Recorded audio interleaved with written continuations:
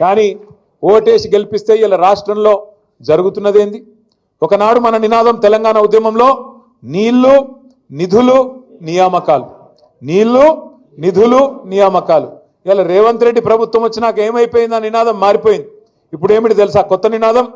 BRS మీద నిందలు, బిల్డర్లతో కాంట్రాక్టర్లతో దందాలు, రాహుల్ గాంధీకి చందాలు.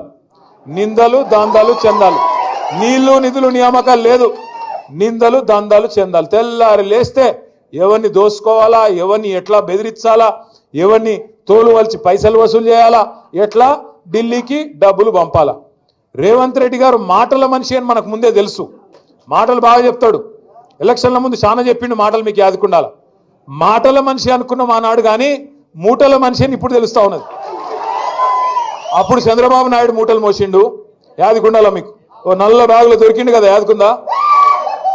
ఇప్పుడు ఏమో ఢిల్లీకి మూటలు మోస్తున్నాడు. తేడా ఏమీ లేదు. మాటల మనిషి మూటల మనిషి అయిపోయినాడు.